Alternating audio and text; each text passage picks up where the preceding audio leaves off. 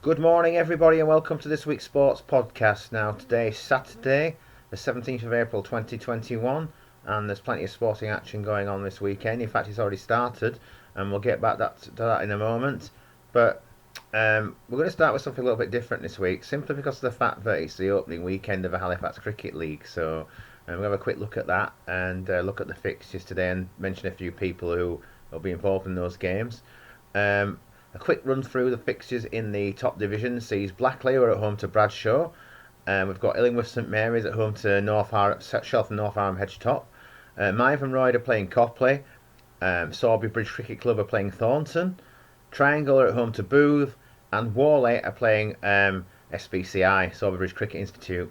So some interesting games there to start the season off with. And I'd like to wish best to all the people I know are going to be involved directly. I can think of people like Simon Collins and Chris Shannon at Bradshaw. And we've got Andy Mellows, the coach at Sawbury Bridge Cricket Club. Other players who will be playing today, not in the top division, but in other leagues I can think of. Neil Barraclough's making his debut today for Outlane, possibly in the first team, you mentioned the other night. So good luck to him there under the stewardship of Dave Townsend, no relation. Other people who will be involved. Andy Pinfield, of course, one of the stalwarts of the local cricket scene. We've got Ian Clegg, and the other people I've forgotten to mention, so I apologise if I forgot to mention you. If you'd like to point out to me which team you're playing for this season, so I can give you a mention in future on the future podcasts. So good luck to everyone involved. The weather's nice. I believe that all teams will be taking a 2-minute silence at 3 p.m. to honour Prince Philip, as the funeral starts at 3 p.m. So that's a very good thing to do. I think the directive from the ECB was to take an hour's break, but that's not feasible, I don't think, and that's what the Halifax Cricket League have said. But it's good that they are recognising it. So good luck to all teams involved in today's games. We'll stick with cricket for now, just to mention that on the international front, Ben Stokes injured himself this week, playing for Rajasthan Royals. He's broken his finger. He's out of the rest of the IPL. He's also going to be out of the Test series for England against New Zealand in June. And he will also, I think, miss the one-day series or limited over series against Sri Lanka. So let's hope he's going to be back in time for the crucial series against India in August. And we've got the World T20 competition, World Championship in late, I think it's in India, for around October. And then obviously the end of the year, we've got Ashes as well. So it might be a good thing that he gets a bit of a break for now. But hopefully the rest of the players will step up to play as and when they need to for England in the earlier part of the summer. So, moving on from cricket, we're going to have back to, as we often start with football, but we're going to start with a National League today instead of the Premier League, because Halifax Town are at home today to Kings Lynn. Kick-off is at 12:15. It's live on BT Sport, and we're only probably about an hour away from kick-off now. In fact, we are just over an hour away from kick-off, so the team news should be out shortly, if it isn't already out. I haven't seen it yet. So, good luck to Town. They're playing Kings Lynn, and it's a game we should win, really. I mean, after the defeat the other night at home to Wrexham, which was a bit of a shock, when we were 4-0 down after half an hour, we did manage to keep it to 4-0 for the rest of the game, but I think they were a bit shell-shocked, and it was a bit of a one-off performance because we've performed really well so far this season, and we've got some really good players. So I'd like to think we can get ourselves back on track, try and get ourselves back into the playoff positions, which we dropped out of by losing to Wrexham. They overtook us on goal difference. But we have still got a game in hand, so we need to make the most of the chance we've got to get back into the top 7. We've still got some tough games left this season. We've got to play Chesterfield home and away. Chesterfield who seem to keep basically just furloughing the players and then buying more and just increasing the squad. It's getting bigger and bigger. We look like trying to buy their way into the Football League. So I'd like to beat Chesterfield just for those reasons, because it's not Sporting, is it? But Chesterfield fans might feel otherwise because it's their team, but that seems to be the right way to do it if I'm being honest with most people about it. So yeah, let's see how the Sherman can get on. During the week, and also we've already started the Premier League weekend, but during the week we had the European games, and Manchester City and Chelsea successfully made it through to the semi-finals of the Champions League. Manchester City will face PSG in the semi-final, and Chelsea will face the other team, I can't remember at this moment. Somebody might have to remind me who it is, in the semi-finals. But hopefully they can get through as well. Sorry, Real Madrid. Obviously they beat Liverpool, so I'm not going to forget that. So, yeah, Real Madrid against Chelsea. And then you've got the Europa League, which was a successful qualification for Manchester United. They finished off Granada by beating them 2-0 to make a 4-0 aggregate victory.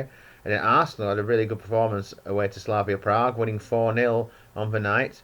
So they're through to the semi-finals. Arsenal now face Villarreal, who are managed by Unai Emery, their former managers. That'll be interesting for the players to meet up with their old manager again. And Manchester United will face Roma, who came through against Ajax after a 10-second leg where it looked like at one point our Ajax might overturn them over at the Stadio Olimpico, but they couldn't quite manage it. So Roma have made through after a 1-1 draw in that second leg. So Manchester United against Roma and Arsenal versus Villarreal in the semi-finals of the Europa League.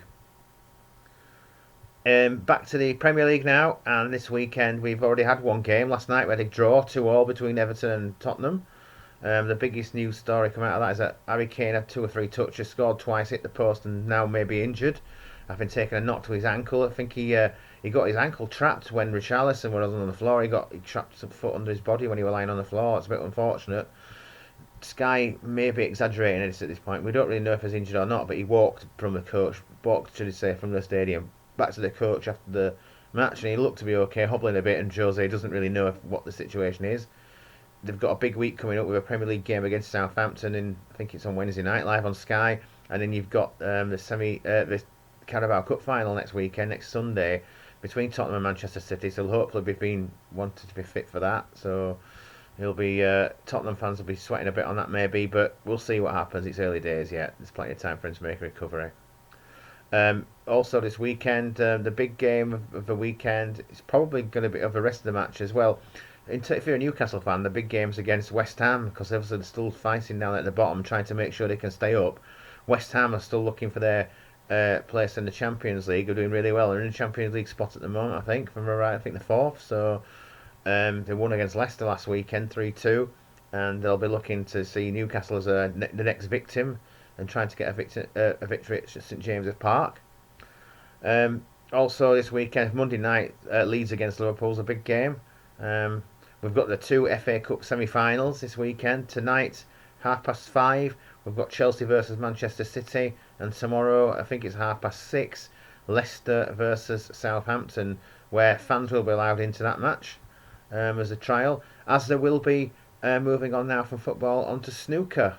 The Snooker World Championship starts today. In fact, it'll be underway now, and the big favourite is Judd Trump.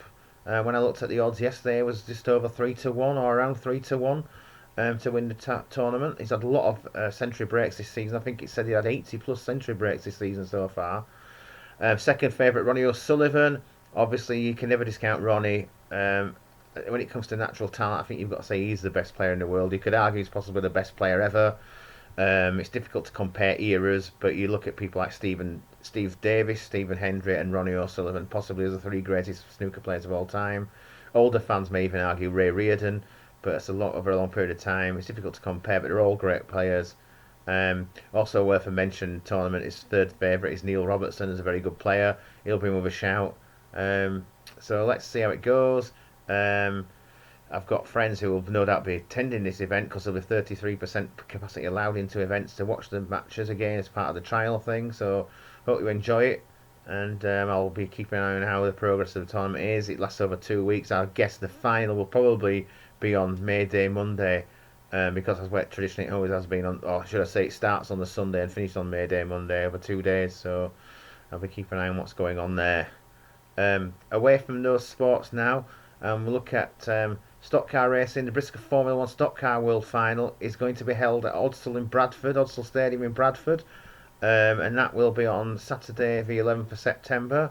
The foreign driver qualification meeting will be the previous night on Friday the 10th of September. The Dutch and New Zealand drivers mainly, there may be other countries involved, but they're the 2 we normally associate with that event. Saloon stock cars are on that night as well. Tickets will be going on sale in the next week or 2. If you check on, if you go to www.startracks.info, Star Tracks Racing's website, you'll be able to find all the information about the cost of the tickets and when they're going to be available there. And that's, like I say, in the next week or so. Steve Reese, who runs Star Tracks Racing, has confirmed already that he won't make a public booking list available for the first meeting at Odsal, the first Formula 1 Bristol meeting on Monday the 31st of May. but it's already not. The entries are already north of 70. So that's a very healthy sign. That's probably the largest turnout of cars you'll see other than at a world final meeting, I would have thought, in this day and age for stock car racing. And I'm hoping that we'll see an appearance from 8-time former world champion John Lund, number 53. He's in his 60s now, but he's still not retired. I don't think he raced last season, but he's put in at least one appearance every season in the last 4 years. So I'm sure he'd want to go back and race at the opening meeting at Odsal, having won the world final there back in the 90s. So let's hope he's on that list of 70 plus, and let's hope the list continues to increase so they're nearer to 100. It'd be fantastic if we could achieve that in the very first meeting, but it's such an iconic stadium for stock cars.